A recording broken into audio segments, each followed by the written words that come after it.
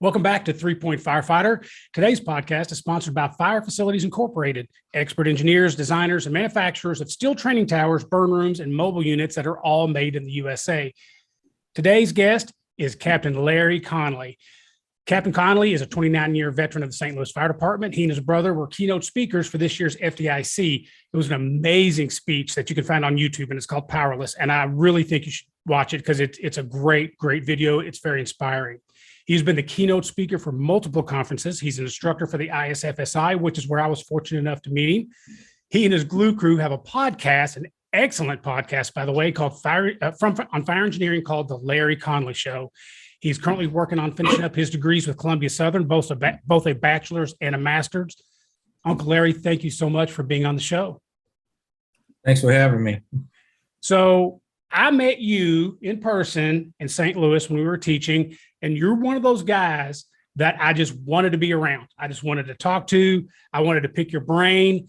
And over that entire day of teaching, it just got more and more so. I was looking for, where's Uncle Larry at? I need to talk to him. I want to see how he's doing. So you made a huge impact in a short amount of time with me. And so I had to bug you and I had to get you on the podcast. I'm glad to be here. And actually, the feeling is mutual. I know we were rolling out a brand new program with the ISFSI, and you can get into more detail as you see fit. But it was a great program, and that was my first time after the planning process, and we had to do a lot of things online that had to change because of COVID. Mm-hmm. That was the first time a lot of us got to meet each in person, and so being able to work at your station, it was made it a great day because, in my opinion, you're an excellent teacher. You know how to break things down. It's not really that was a complex concept in your station, but you seem to have the ability to take complex concepts and make them easy for the layman to understand, and that's one of the great attributes of instruction. So my hat's off to you for that. Thank you. That means a lot.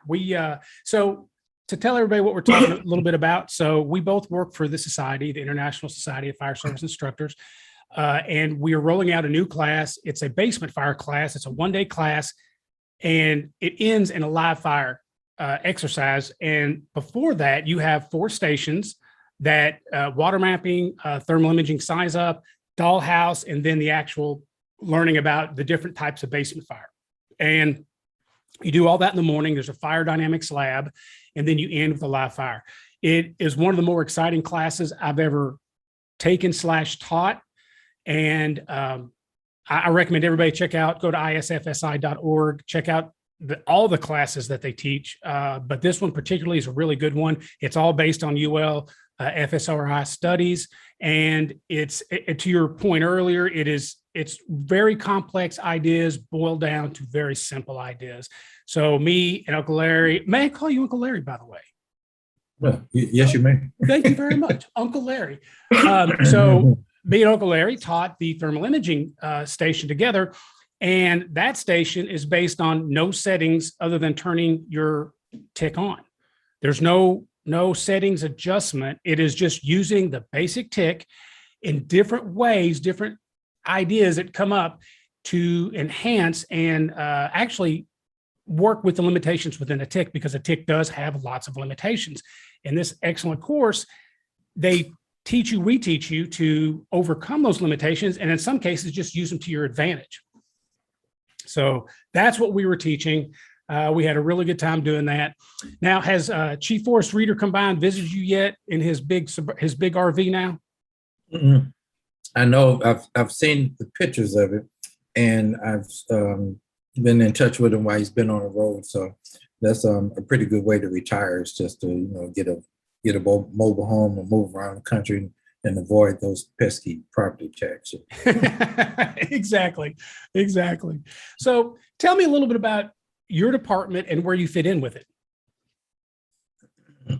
I feel like I'm not fit. Well, I'm joking actually, but I feel like I'm not fitting in because, when I first came on the job, you see all these guys have been on 30, 25, 30, 40 years. And you said, well, look at those old guys. They don't know anything. They're dinosaurs. They're irrelevant and all that. And the fire service is so seductive because you work your 10 days a month like we do. And next thing you know, it's 30 years later. And so I'm coming up on 30 years. I feel like that guy that I used to make fun of, but but no, but it kind of brings up to the point of my theory about things is that you got to stay relevant. And the only way you stay relevant is to not think you know everything. I think the time that you feel you know everything is the time that you're the dumbest firefighter in the world at that point.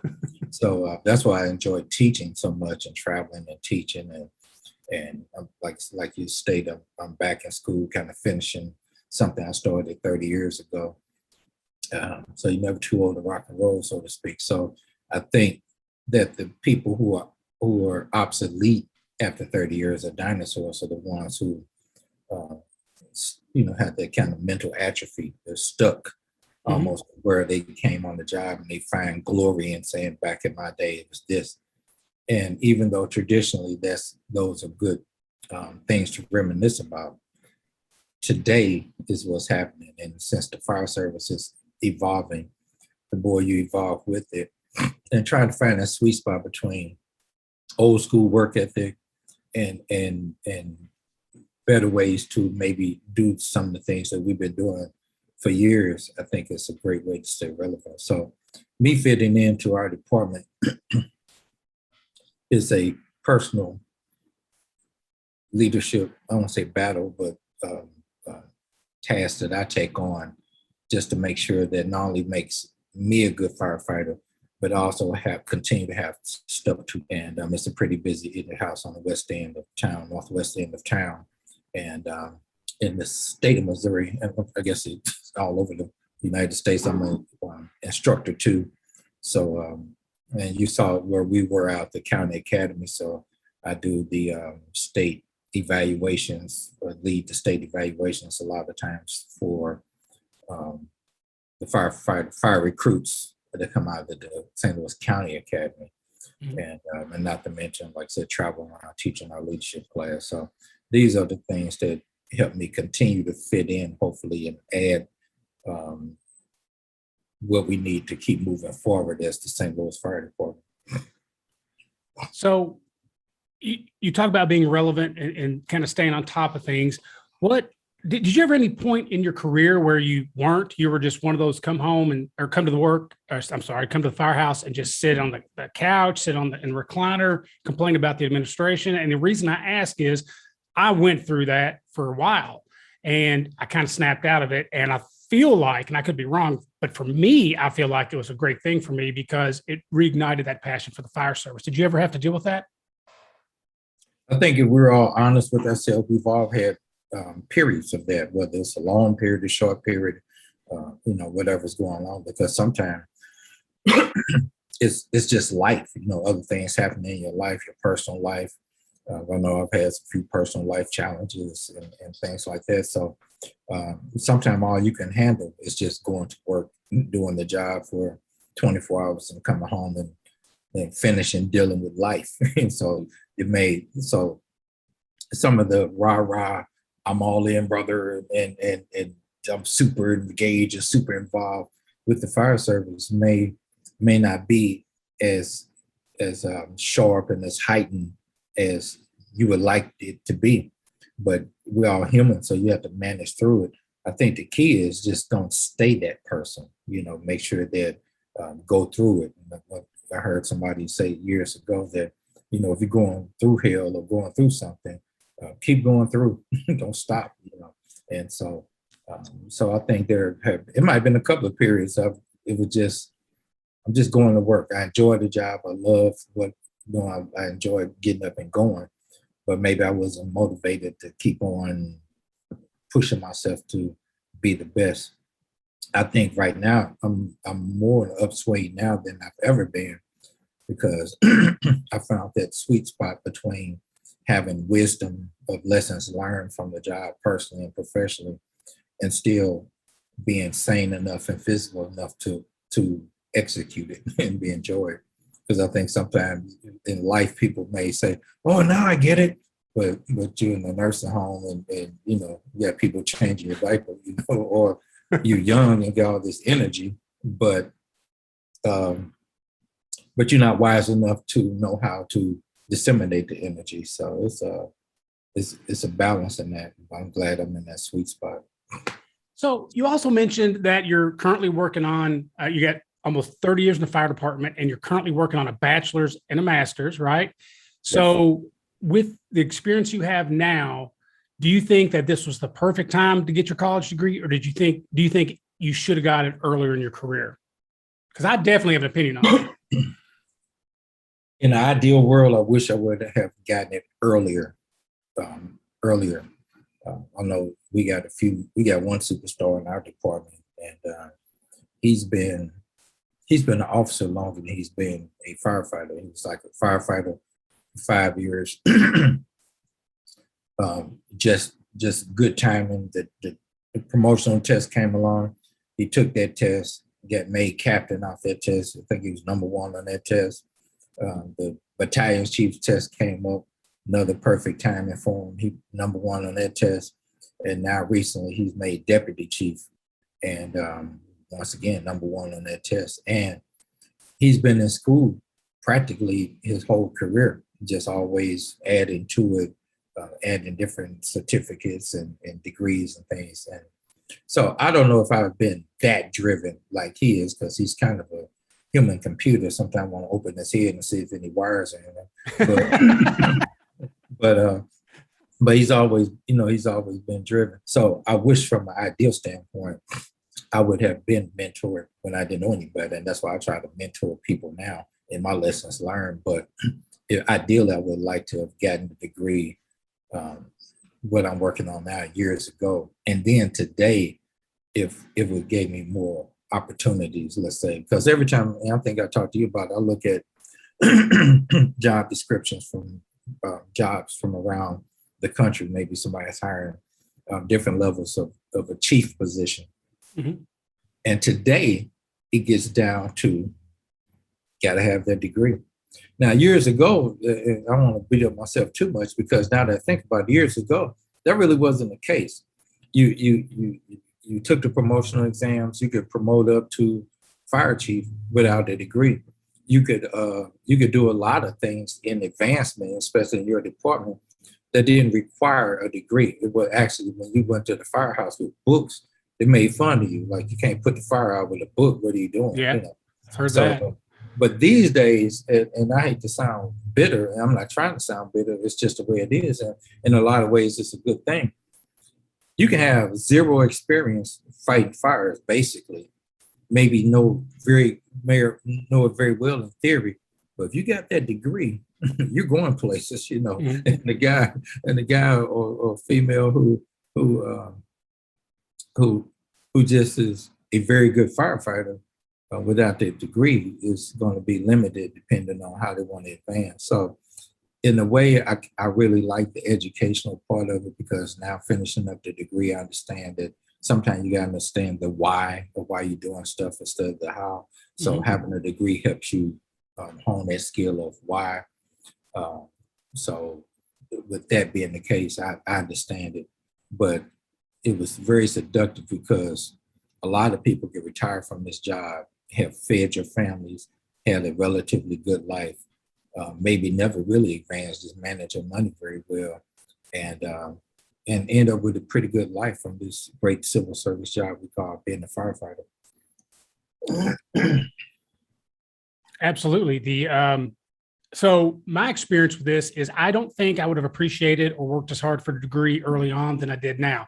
Now, you and I both have fire protection administration degrees, and I graduated, and I like to tell the stories. I graduated and went down to Richmond, Kentucky to walk, and there were kids there that were 21 years old with the same degree that I have, right? And I thought, and I heard them talking. They're talking about owning the fire department, going to walk into any position they want because they got this degree. And I remember thinking, you have zero experience in the fire department. You have no idea how this animal works, So a fire protection degree early on, say you don't really get to use that degree for 10, 15 years. Well, there's a lot that's changed between 10 or 15 years, especially in the fire service. But I do remember the hubris they were exhibiting with their new degree that I had at that time, it was 24, 25 years on the job. And I thought, man, they're just in for a rude awakening. Now, I'm not saying all degrees are like that. Obviously, fire science, any degree, I think, does a couple of things. One, it opens doors. We know that, right? So if you want to be a fire chief, you have a fire protection administration degree, that's going to open a door. But any degree is an example of the amount of work that you're willing to put in. And it's also a great example of, financially, how much you're willing to put on the line to improve yourself. And those things alone, to me, are great assets for any job. Maybe, the degree you have isn't for the job you have, but if somebody doesn't look at that dedication and that willingness to spend $70,000, $100,000 over a 4-year period and not own a house at the end of it, I think that helps. So I do think education is important in the fire service. When I first came on, I didn't even know if they had a fire protection administration degree. They might have had, I remember them having paramedic degrees. That's about the only one I can think of. But that's my impression on that stuff. I think that the degrees like we have are better off later on in life than they are right at the beginning. That's a good point. And I think anytime you get it, if you're willing to push and make it work, you can make anything work for you. My prevailing thought, I have been pondering it for years, and my prevailing thought was always, well, I'm too old. Well, what difference does it make? Well, do I want to spend this type of money, whatever. Dr. Dennis O'Neill, are you familiar with him? He was a retired deputy U.S. fire administrator, and Dr. O'Neill, one of the smartest guys, other than you, Jay, that I've ever met. You need to meet more people. But anyway, Dr. O'Neill, I saw him at FDIC a few years back, and met him at a social. I knew him. You know how you know people, but you kind of know them more in passing. Mm-hmm. So we've been to some of the same conferences. So it's always one of those, hey, Doc, hey, Larry, and shake hands, talk for a minute, and then we move on to the next episode. But this particular time we were talking, and he said, I've been watching you through social media and hearsay and all that, do this thing you do with your personal leadership, you and your brother. And so where did you get your degree? So I said, respectfully, sir, I don't have a degree. This is just growing up North St. Louis common sense, because so it's not really a degree. It's just some bunch of stuff I read and principles I believe in. And David and I decided to put our voice on it. So that's what you see. And he was like, So he gave me his number. He said, give me a call when everybody gets back home from the conference. I said, sure. So I called him when I got back, and we talked for a little while. And he basically, I don't know what was in his head or in his heart about something, but it's almost like, I got something for you, but you ain't qualified for it because you don't have your degree. And I'm like, man, I feel like I don't know. But he's big on education, and we were talking, and during the conversation, he really stressed that. And he was just telling me how important it is to get it these days. Is basically a key thing that you need if you want to do any kind of advancing, or if you want any kind of options, open up more options as you move ahead in your degree. So I told him then, I said, you know what, I'm going to make the decision to get that degree. I mean, you're the straw that broke the camel's back. I've been hearing the theory of it for myself and different people throughout the years, but this was the straw that broke the camel's back. So I went on and started, and I chose Columbia Southern University. And before I made that final choice, I talked to Rick Lasky for about an hour on the phone, because he's a graduate and also still he's still somehow connected with Columbia Southern. So we talked and gave me all the great reasons to try Columbia Southern. So I did. So between Dr. O'Neill, Dennis O'Neill, and Rick Lasky, those are the ones who pushed it over the top for me. And so the only thing I had to adjust to is I'm a brick and mortar guy. I started, I was in school last time. I was in school probably over 30 years ago. So that was brick and mortar, where you get to talk to a real human being, and go to school. So this whole internet thing is a new phenomenon for discussion threads and submitting research papers and talking to professor via like example platforms like this or whatever. So it's been a rude awakening. And my children, I got 2 boys in college now, and they've been a huge help as far as helping dad get with the program or how to do things today, because otherwise I'll be getting F's all over. But I'm proud to say I carry a 3.78 grade point average, and that's great. That's because I don't know how great it is, because I'm losing brain cells doing it because Someone's got to push out for new information. Yeah. Exactly. People have been telling me just get some seed and you'll pass, you'll be okay. But my problem is, if there's an A on the table, why not go for it? So my point is, just to put it in perspective, my son can look at a piece of work similar to mine in his school, and he can knock it out in an hour and a half, maybe, if that long, because he's just that smart. Me, it might take me a whole day to do what it takes him to do it in an hour. And but I refuse to be dictated on how to do it by him, no matter how smart he is, because I just want to get through it and say I did it. The struggle real, so to speak. But I'm still powering through it. I got a system, and the system sometimes frustrates me because I might be up at 2 or 3 in the morning with my nice cup of coffee, but I power through it. I always like to joke, nothing made me hate reading and writing more than college. Yes. That is all you do. And it's not always the subject you want to be reading about. Let's see here. So I hate discussion boards. And I think, honestly, if I had to be honest with you, I had a hint of going to get my master's. I thought, I'm on a roll. I think I'm going to roll with it. But discussion boards alone, maybe not want to get a master's. It's probably more than that. It was probably the reading, writing, and the time and stuff. And I could still go back and do it. I haven't completely turned it, but I think about those discussion boards, and I think that's probably the worst part of college. So when you don't get to go to brick and mortar schools and you got to do everything online, for those that haven't done it, it is so much harder than being in front of a teacher with your peers, and you can instantly get feedback about this, that, or the other. Whereas an online stuff, there's an expectation that you have to grab onto this stuff all by yourself. And not every class should be over the internet. It can't be. You can take English over the internet and all that. But I remember I had to take 2 organic chemistry classes. And it was one of the hardest 2 classes I've ever had to take over the internet, because you don't have instant feedback. I could type on a discussion board, hey, I'm having trouble with this chapter, and I might get a response in a day.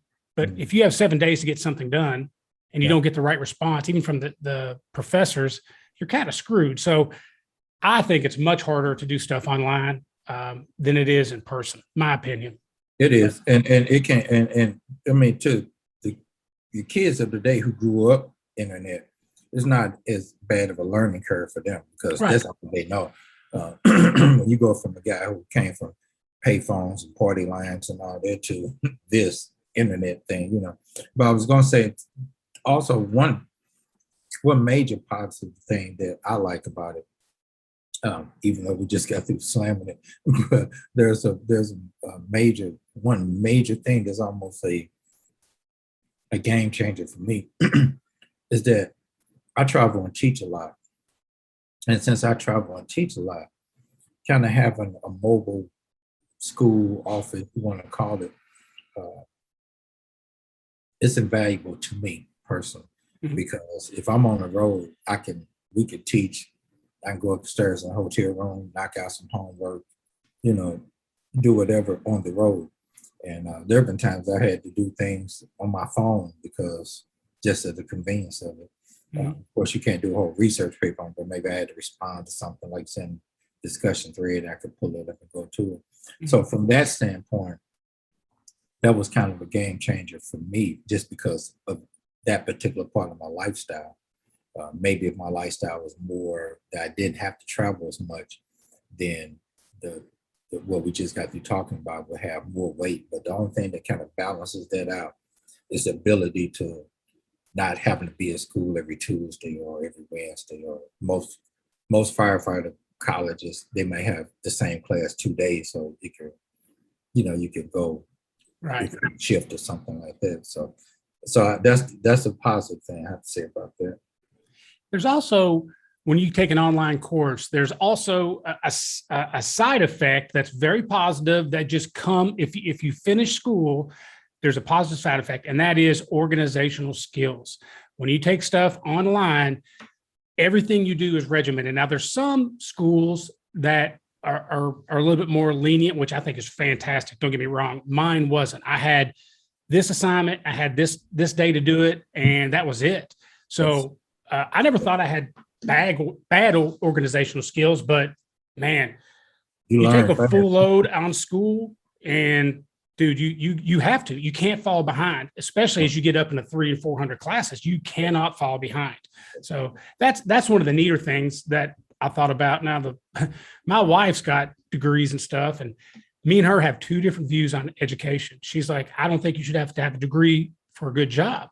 And I agree with that, but she's telling our kids that. And I'm telling them, I think a degree is a great thing, not because most people want it, but one of the things I took back from my college experience was it made you believe in yourself a little bit more. You felt better about yourself. If I never used either one of my degrees, again, the level of comfort and self-reliance that I got from school, you can't take it away. I feel like I achieved something that it's probably one of my better achievements.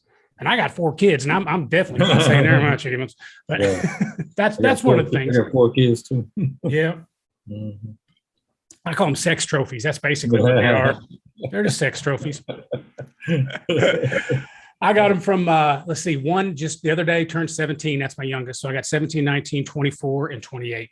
Mm-hmm. So mine are 20, 21, 22, and 26.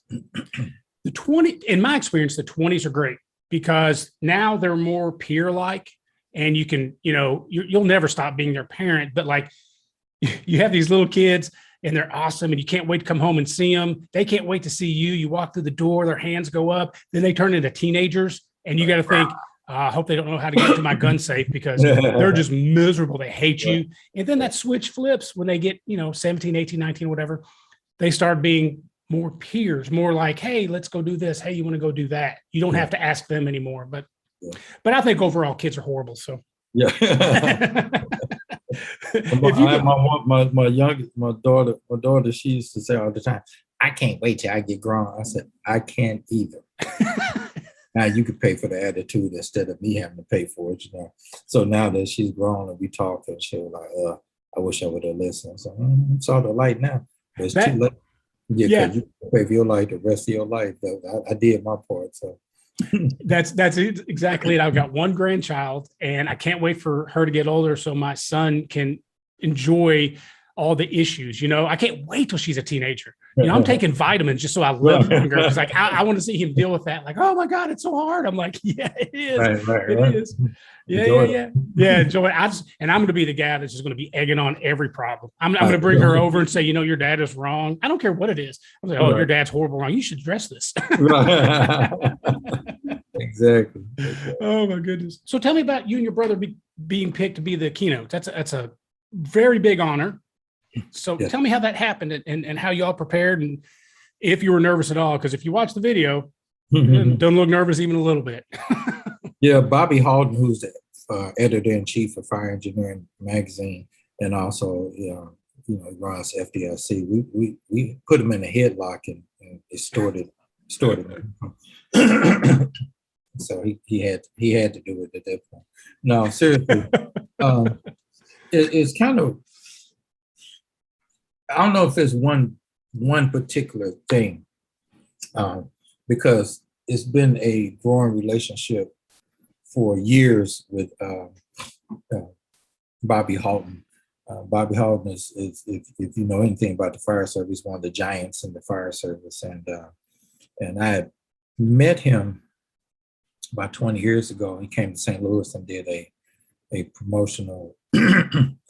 He didn't do the promotional exam, but you know how, like, if you want to do an exam, you can hire a company to come in, they'll teach you the techniques on. And he came in and did the exam. Not did the exam, I keep messing it up. Not did the exam, did the practice for the exam. Mhm. And so it was steep. I think it might have been around $400 at that time. My kids were little, and you're just trying to make ends meet. So I'm like, should I pay the rent, or do I pay for this thing?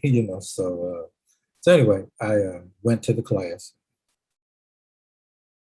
and sometimes you can sit in the person's lecture, and you just trying your best to stay awake the whole time. Like, good, when this is going to end, I'd rather watch paint dry than watch this. Bobby, at that point, was one of the most engaging people that I have ever seen do a lecture. It's kind of like, and I'm not trying to blow smoke just because it's your show, but like I said, when I first watched you do your station for our basement fire thing, you're very engaging, knowledgeable. You threw the correct amount of humor in it, and you learned something along the way. And a lot of people don't have that mastered in instruction. They're so funny, but they ain't saying nothing that you can take back, no takeaways, or they're so informative that they put you to sleep. You didn't get, so either way, you didn't get anything out the class. So when you're able to balance that keeping people engaged throughout a session is a good thing. So Bobby kept me engaged. The information was relevant to what we needed to take the promotional exam to captain, and so it was all around a good day. So meanwhile, afterwards, Bobby is real personal. He's the kind of person that say, "Hey, anybody know any good eateries around here? We can go grab something, grab a bite." So we told him. So a few of us went out and with him afterwards. So we got to talking. One of the subjects that came up, and I'm not going to try to get too far off the mark of your question, but one of the subjects came up about the racial divide in the St. Louis Fire Department, and how he like recognized that himself just looking at the audience. Like, so he was like, "What gives?" So we actually had a frank conversation about it, and after that, he was like, "Wow." So we stayed in touch, kind of sparingly after that, and then one of the guys that was in the class. One of the guys in the class, but it was actually two firefighters that died in a warehouse fire shortly after. And since Bobby knew the guy, I reached out and told Bobby that he had passed, died in a warehouse fire. So that, so of course, naturally, he was sad about that. We all were. It was a really bad period for the St. Louis Fire Department. Rob Morrison and Derek Morton died in the warehouse fire. So after that, we just stayed in touch off and on.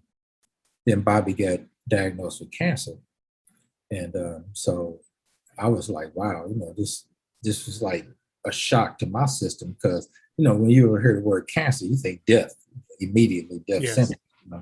And so I kind of stayed in touch with him and, prayed for him and stuff like that. And every time he was near St. Louis, he would say, "Hey, I'm near St. Louis," or whatever. And we would see each other, whatever.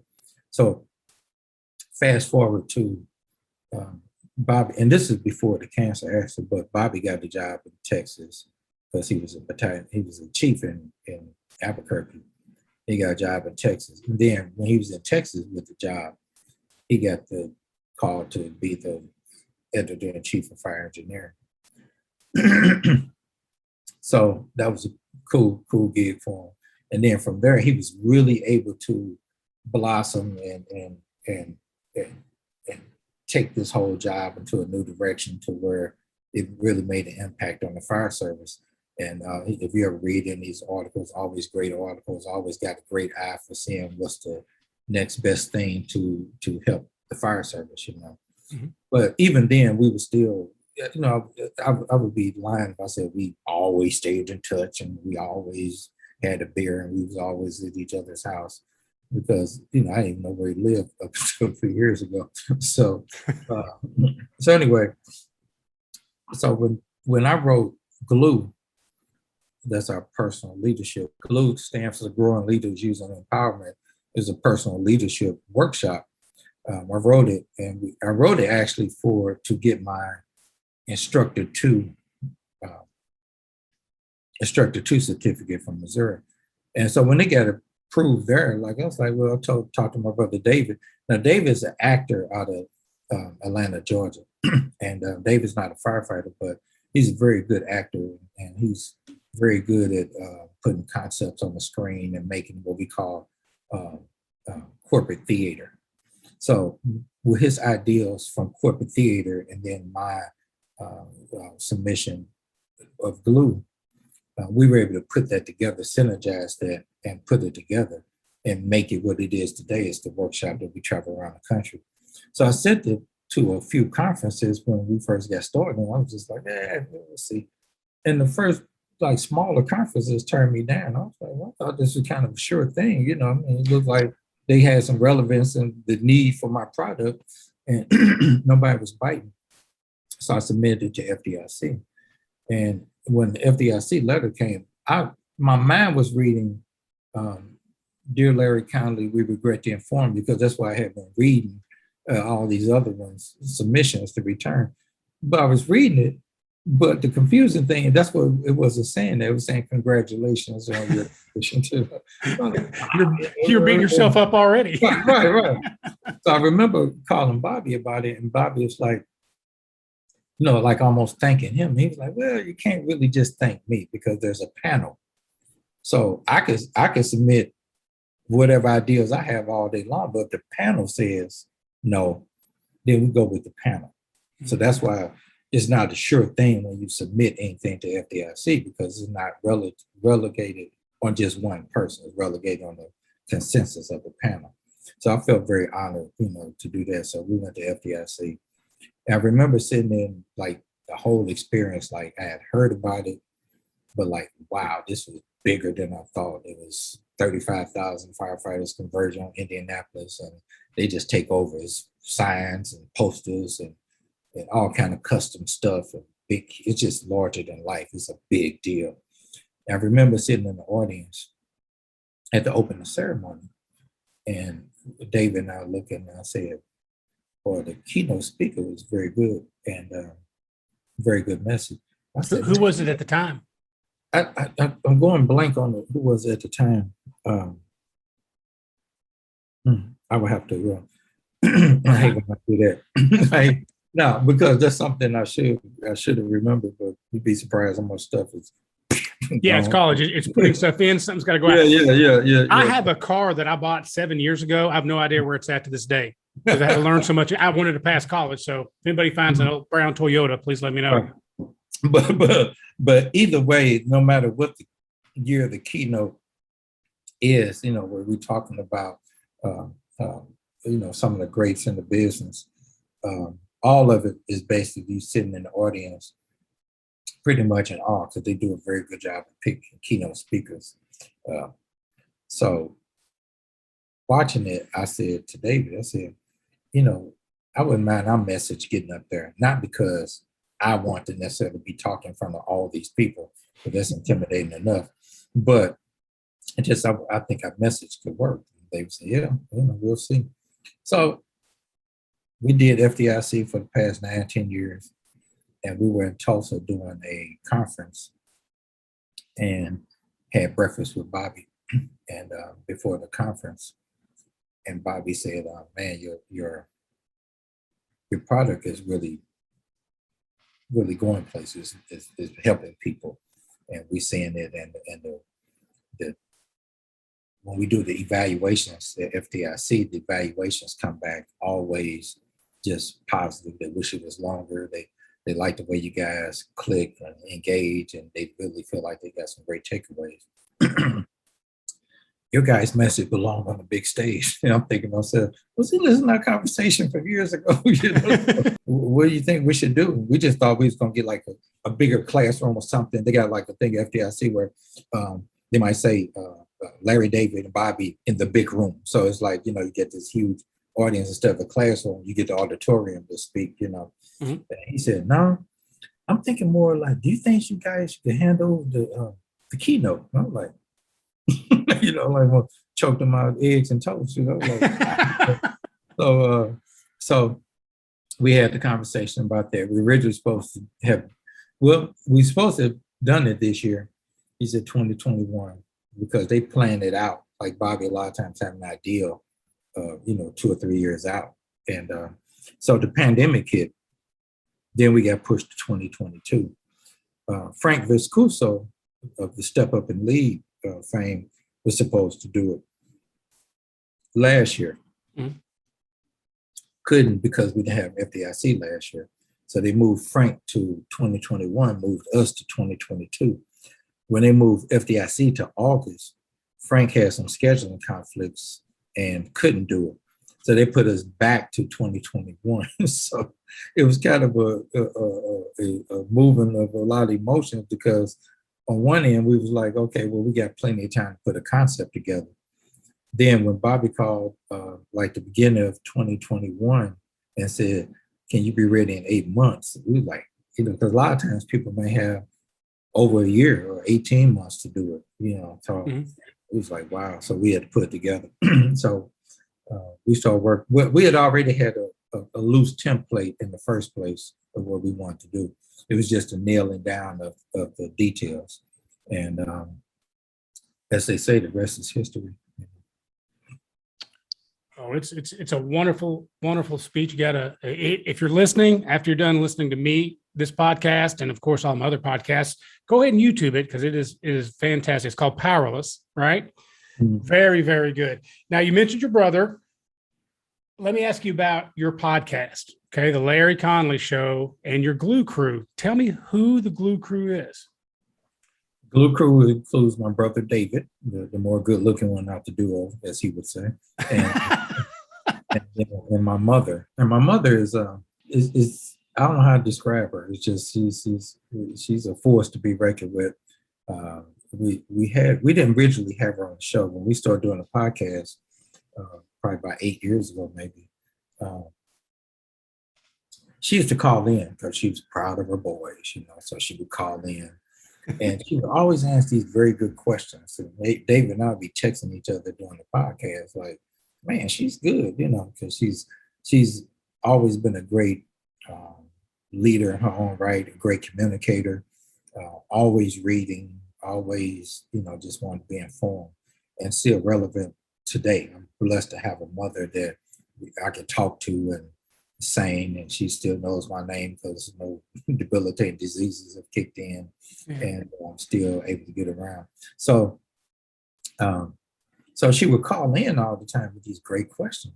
So one day I asked her, I said, you might well just be part of, you call in all the time anyway.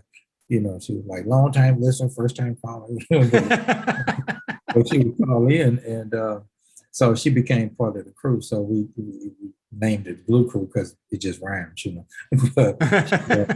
but she always has that.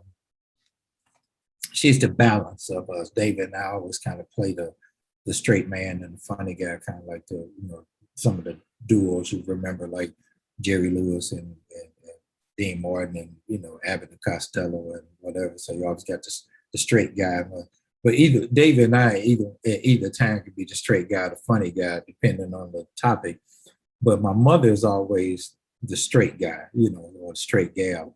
So where we might go off kilter being funny about something, she can always reel it back in. Like, and her catchphrase is always, if you listen to the show, I did the best I could.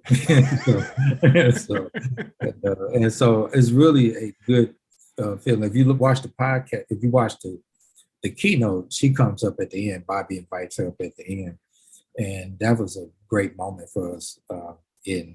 Because my mother was, for the most part, a single mother raising 4 kids in North St. Louis, and for the most part, she was the person.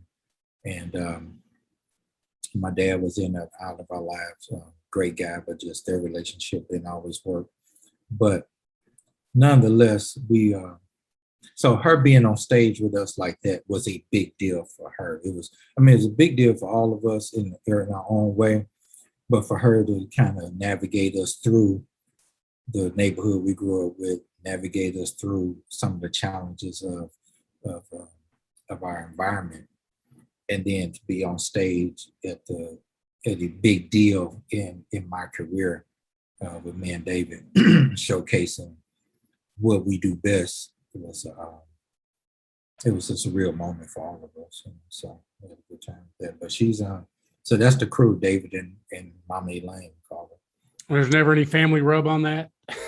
You can't get along as well as it appears on the podcast. Surely you argue. Oh no, you don't want to see behind it. I wish they did a reality show on us because we'll make some money.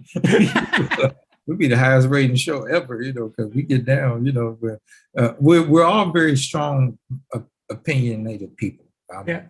David has a very alpha personality. I do, and my mother had to have alpha to raise 3 knucklehead boys, and so she had to be the top dog all the time, So for her to be that person, and still is, she's just a lot more quiet now. She don't really curse and don't drink and smoke and do all the things she was doing when we was growing up. We probably was driving her to drink and smoke and curse. But now she's a minister and saved and sanctified, filled with the Holy Ghost. So she doesn't, but she's still cutchy. She's still strong. So she's just strong in a different way now. But we all have very dominant personalities. Mine can be dominant, but I'm more of a quiet, silent, deadly type. I don't always have to come screaming at you, but I'll study the situation.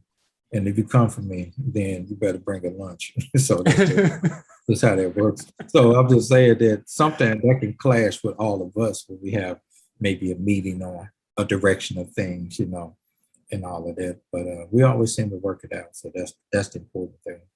That's got to be fun, though, to be able to share your passion with your family like that. I mean, it's one thing if your brother and your mother were firefighters, but to take 2 other outlooks and then put them all together on a Firefighter podcast.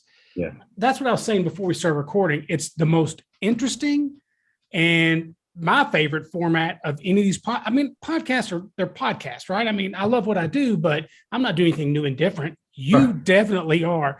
You're absolutely doing something different. Mm-hmm. And again, I want everybody to go and listen to the Larry Conley Podcast or Larry Conley Show. It is fantastic. You will be entertained regardless of the subject.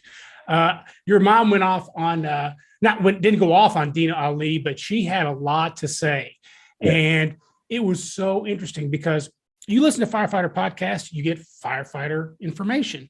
You listen to yours, you get the whole circle. You've got your point to say, but they also have stuff they want to bring to the conversation. Oh, I cannot recommend it enough. Yeah, no, it supports our vision we've always had before we did it. Actually, it supports our whole vision of what we do at the company. Another funny story about the whole thing about going to FDIC. When we first got accepted, we hadn't really totally put together the presentation. We had the raw presentation I did for my test for the fire service instructor certificate, but we hadn't really, I just shopped it out there on the faith. I mean, that's another good lesson about faith. And so I drove to Atlanta, and David and I kind of chopped it up and made it, as David liked to call it, we weaponized it when we got to Atlanta and practiced it the way it is. And then trial and error over years have made us kind of hone it to where we have it now. So if you ever get a chance to check it out, you won't have to do any sleeping during this 8 hours that we have you. We guarantee that because it's just that engaging. Not because of us, just because we're going to blow up some stuff and set some stuff on fire. No one's interested. But when you talk about 8 hours of leadership, people say, well, I'm going to go because I have to go. But very few people sign up for it unless they just have that kind of vision. But in knowing that, we designed the program. So it's a great mix of information and entertainment, and you or participating or major participant in it. So nobody sleeps in our class. But having said that, what we've always wanted to do when we talk about the podcast or when we're talking about the class or doing seminars at these different conferences, our leadership brand just happened to be talking about firefighting because that's the industry I'm in. Mm-hmm. But you can remove firefighter and stick any other profession in it, and it's still going to be a relevant class. And we've actually done it. We've expanded some outside of the firefighter industry, and it still gets the same feedback. It still has the same impact. All we did was just stick another profession in. So what we pride ourselves in, somebody calls and says, I want you all to come out and talk to our company. We ask for the particulars. What are you looking for? What's the demographic of who these people are? And then we just don't change our principles, don't really change our format. We just change the details to match the audience. So that's why you hear what you hear on the podcast. And it works. It absolutely works. Now, let's say somebody wants to take your class. How do they find out where you're teaching now? You go to our website, www.gluenationldc.com. And if you go on there, you can get an idea of what we do. There's contact information. Let us know, and we'll reach out to you and see how we can best serve you. That's fantastic. Now, before we wrap up, I meant to ask you this early, but I'm really interested in it. I will end on this one. Tell me about how you got involved with the society and that journey there. So if you don't know, I'm a huge proponent of the International Society for Fire Service Instructors. I've taken several classes and fell in love with the instructors. They've got such a great mission statement, what they're trying to do for fire service instructors all over the world. Tell me how you got involved. I got involved. Well, it was through FDIC, actually. I was at FDIC, and FDIC is full of associations and socials and all that kind of stuff. You go to whatever, and I forget, somebody told me about the society. You know what? It might have been, now that I think about it, I don't know why this name keep popping up. Might be your good friend, Nick Morgan, who told me about the society. Oh, really? Shout out to Nick. Yeah, so I think it was Nick. And Nick told me about the society. Nick, actually, when I told him I got accepted to teach at FDIC, he was like, brother, do you realize what a big deal that is? Like, no, I don't. I heard it's a big deal, but since I had never been before, I didn't have anything to gauge it on. So I'm glad I didn't, because when I went, I needed a total shock to like, wow, this is a big deal, Mm-hmm. But when I went there, the ISFSI had their social, like they always do, trying to recruit members and let people know what they do. And I joined because as a new instructor, I think at the time, I thought it was just a good way to network and get to know other instructors, because naturally, if you are doing something, if you find a relevant association, this is going to be a part of that association, Mm-hmm. So, but anyway, I joined, and I have to be honest, at the beginning, I just kind of joined. It was just something I paid my money into, and mm-hmm. got the few little trinkets and pins and whatnot. Then I started kind of reading up on what they do and the more information they have, and started saying, "Wow, this is good. This is good stuff to add to what I'm doing." So I became more involved, and ended up sitting on the board and becoming the director at large for a few years. Then 2 years ago, I think I won the instructor award from the ISFSI. And I was really honored about that, because that was out of the blue. I didn't know that was coming. So I won an Excellence in Instruction Award. And so proudly sits on my shelf. So I kind of went from like, yeah, what is this thing, to like, sitting on the board and winning awards and all that. So one of the things that was also great to me about doing the Keynote at FDIC, because that's kind of a select group when you think about it, in the big picture of the history of FDIC. It was also a good representation of the ISFSI, because if people are on the fence about, is this a great organization, especially if you are a instructor, should I join, should I not join, what's the benefits? Just like this is where the instructors are. And I've been on some few committees, the basement fire committee we just got through talking about. I helped piece that together. I've been on other curriculum building committees, when we did modern firefighting, it's that whole slices thing. I was the instructor, one of the instructors who traveled around with their cadre and did that. Oh, wow. Yeah, so I've got those under my belt as far as traveling the country doing those as well. And that helps you slide right into basement fire because so much of it is that PMFA stuff. Exactly. Principles of Modifier, I was going blank. Yeah. So I did that. So I'm glad to be on board with this. And now that things can kind of slow down a bit, I'm wrapping up school. I'm going to be able to jump on the board to do some of these basement fires like you guys did in St. Louis. So I'm looking forward to that as well. So it's a great place to, if you're an instructor, to really get into a lot of different things. We come from to curriculum development, delivery of these modern products that we come up with. Just it's a great organization, and I'm proud to be a part of it. Even though I'm not as active as I was when I'm on the board, because you just can't do everything. You can't get straight A's like I do and do it.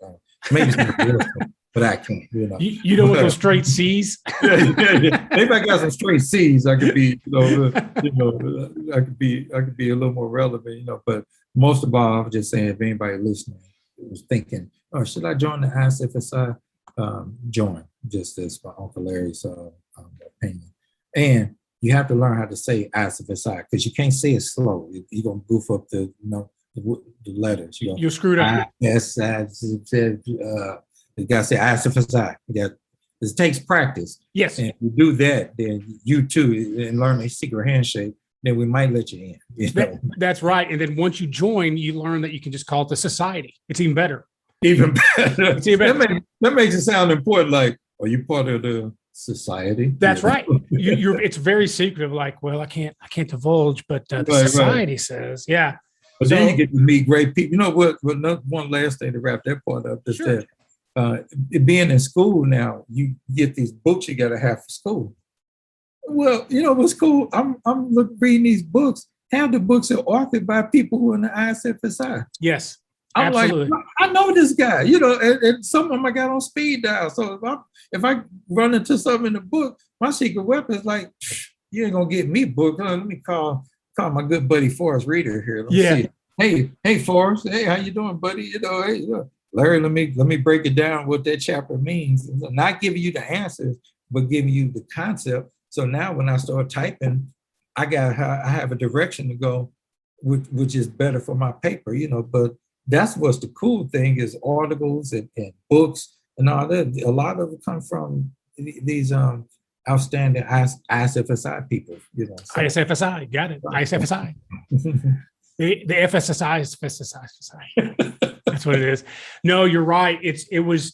I joined because I recognized immediately how good the instructors were, and I wanted to up my game. And the only way you up your game in anything is be around the people that are already doing it. And speaking of Forrest Reader, so I kind of had a little man crush on Forrest before I was anywhere near the ISFSI, reading his articles and all that stuff. Following him, I was like, this guy, he's the man. So several years ago, the society had asked for volunteers to teach up at FDIC for Lion doing something. So I went up there and I taught with Kevin Milan, and they had all this gear aside for all of us to do, and my gear was sitting right next to Forrest Reader's. Wow. And now Forrest wasn't there, so I took a picture and sent it to my wife because my wife knows what kind of nerd I am. I'm like, look, it's Forrest Reader. So that was really cool. Then you fast forward to today. Now I've taught several classes with Forrest. I've got to with Forrest, and then I've got to have cold beers with Forrest, and he's given me inspirational talks. There it is, the man himself, Forrest Reader. He couldn't be a nicer guy. Am I wrong? Right. Now, I mean, Forrest is the truth. I got a funny story about Forrest. Forrest, when he got promoted to chief at, I think it's called the Tinley Park. I don't want to pick it up, but right outside of Chicago. And Forrest is another one of those guys. Same thing I just got to describe by you and Bobby and a few other people in the industry who you sit in a class, you meet them for the first time, you're like, that's the guy right there. Yes. You really want to get to know him. Forrest is very engaging, very small, like a human encyclopedia. Just like his name should be Britannia reader, because I mean he's like the Encyclopedia Britannica, But but anyway, we have worked together a lot since I was on the board and all, and especially when we're talking about PMFA and other things. So we just kind of developed this cool friendship. So anyway, and Forrest and I could joke about it. We joke about race and all that kind of. A lot of people get offended by certain things, but I don't. I just I think it's ignorant to even have some of these discussions and problems that we have in America.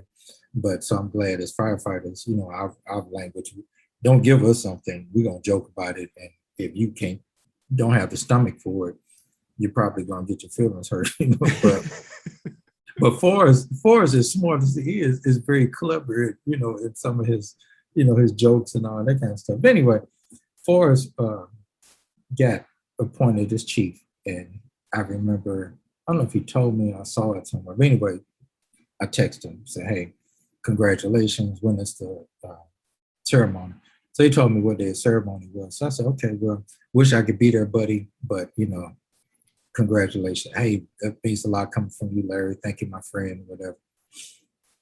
So that morning of his his appointment, I thought, I should drive to Chicago. It's only 4 hours away. It's not that far away. I should just drive up there and surprise him. So anyway, I got my dress uniform out and got it already, threw a few things in the bag, found a hotel near there and called and made a reservation. So I'm just going to do a spontaneous road trip. So meanwhile, I'm like, "Hey, buddy, how you feeling? T-minus 4 hours before the appointment and blah, blah. Oh, man, I'm doing very great. Yeah, wish I could be there. Yeah, wish you could too. Hey, if you could tape it, send it to me." I'm just rolling the pill the whole time. And I'm driving up to Chicago. So I get there, get my hotel room and change into my uniform. And then, so the thing started like at 6 or something like that. So I'm like, "Hey, good luck. I know it's almost tea time, but good luck." He's like, "All right." So I show up. So I walk in and it's like, I don't know. I mean, it's a big deal. They got the promotion, big deal, all that kind of stuff. But I don't know, it might have been one black person in the whole thing, So when I walk in, I'm sticking out like a sore thumb, So when I walk in, I'm like, "Hey, I'm like, hey, man." They're like, people looking like, "Who is that guy?" And when they say, "Who is that guy?" they look at me, and Forrest looks up like, "Oh my God." So Forrest come running up me, hug me like, "Man, you jokester, man. I think you were coming," and all this kind of stuff, So it was just really funny for me to surprise him like that, and he was so surprised, and he, thanked everybody for coming, even my friend Larry from St. Louis, because we got this running joke about the Cardinals and the Cubs anyway, Yeah. The rivalries, they hate each other. But he thought that was, he never will forget that. He thought that was such a cool thing, because the whole time he just think I'm stuck in St. Louis wishing him, well. And so that picture I just showed you, that's the picture from his promotional ceremony. If I'd had that much respect for, I wouldn't have made the drive to go see him. Yeah, he's fantastic. And one thing I wasn't prepared for is how funny he is. Yes, he's hilarious. Mm-hmm. And we were leaving St. Louis. I wasn't flying out till the day after, but he was flying out the night we were done. Right. Mm-hmm. So, and if you don't know he's hilarious, and he's not over the top with his jokes. He's just real kind of, he says what he's got to say. Yeah. So I'm driving him to the airport and we're shooting the shit. And I missed the airport twice, 2 times. I missed it. We're just driving around in circles and he's just kind of, and right after the airport, I'm supposed to drop off my rental car. And so I finally get him to the right place. And he goes, "Jake, I appreciate you bringing me to the airport and everything." He goes, "But I got to be honest with you. I'm really going to miss watching you return this car, because it's going to be a real shit show." And with that, Forrest got right. That's Forrest, So just real straight face, like right. Like I said, that's shit show. He very seldom smiles. He just has that dry, like Bob Hope humor, Yeah, exactly. I laugh so hard. It's just like, oh man, that's hilarious. Mm-hmm. So Cap, listen, Uncle Larry, I appreciate you being on my show. Since I met you, the only thing was, how am I going to bring it up to get you on my show? I was nervous about that. By the end of the day, I was not nervous dealing with you. I was like, I'm just asking him. I got to have, he might say no, but I cannot leave here without asking him.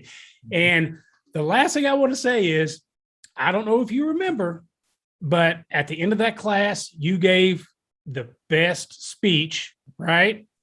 And do you remember what you said? One of the important things about before you go into a fire? Got to size that bitch up. You got to size that bitch up. I about peed myself when you said that. And you didn't say it to be funny. You were just talking to a 40 plus people. Don't forget, you got to size that bitch up. I'm like, well, there's your catchphrase. There's your bumper sticker. There's your challenge coin. You know, Jacob Johnson has do your damn job. You have sized that bitch up. Got to, man. Too many. I'm reading. One thing about being in school too is humbling, is that you're reading these NIOSH reports. And NIOSH reports will tear you a new asshole if you ain't, you know, you better have your stuff together, you know. Yes, sir.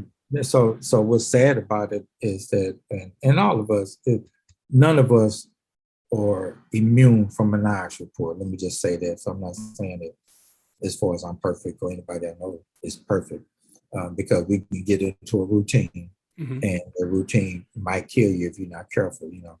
However, a lot of it was just not an act of God stuff. A lot of it was just, there was a break in the communication of sizing things up. You know, you shouldn't have probably been in there in the first place. Or if you were, you should have operated in only this section and not that section or whatever. But all of it, a lot of times it was dialed back to how well was the size up. So sometimes you just got to say it with enough passion that it sticks with people. Because if you just say, hey, you know, one of the things you want to do, be sure you size up, you know. I mean, that's going to kind of go over your head, you know. And so I'm not trying to be anything negative. I'm trying to be as loving and endearing as I can, because I want all of us to live. And I don't want all of us to be the subject of a NIOSH report. And so when we talk about, you know, what we talk about when we talk about modern fire behavior, when we're talking about the basement fires, when we're talking about the new construction, when we talk about all of that kind of stuff that's making it, we have to make adjustment these days that we did a long time ago. Then you got to size that bitch up. I'm serious, for real, because if you don't, that could kill you. So it's important, man. And I'm learning that. I do it more and more. I remember I used to jump off the truck and just run to the building, you know. And now that you get older and wiser, you know, I got one thing I love about 13C. My crew is a bunch of bulldogs. You got the pit bulls. You got to hold them back. They're ready to go to the fire. And I hold them. I say, hold on, sit. Hold on a minute. I don't really say that, but I'm just saying, hold on a second. Let me size this thing up. I size it up. Here's how we're going to do this. And then I let them go, and they go attack at the right point to make sure that probably everybody goes home. But if I just kind of tunnel vision, just like I said at the conference, if I just, everything you do is inch and 3/4 through the front door, and that's all you do, you're gonna end up hurting yourself. You know, absolutely. We don't want that. So whatever I can, whatever catchphrase, whatever I can to help keep it on people's mind, to help you save your life as well as the people's life you're trying to save, then let's continue to promote that. Hey, T-shirts that say Uncle Larry says size that bitch up. I'm part of it. Right. I want a taste of that. Yeah, let's fundraise. Fundraise, you know. Thank you so much for being on my podcast. I've been looking forward to this. I've been a little bit nervous. I've thoroughly enjoyed it. Thank you so much, sir. I enjoyed it too. And maybe soon we can have you on ours as well. It will totally be an honor. It would totally be an honor. Thank you. Thank you, sir. Right. So today's podcast was sponsored by Fire Facilities, designers and manufacturers of realistic, built-to-last training structures and mobile units for 30 years. Make training count. Visit firefacilities.com for more information. Thank you, sir, for being on.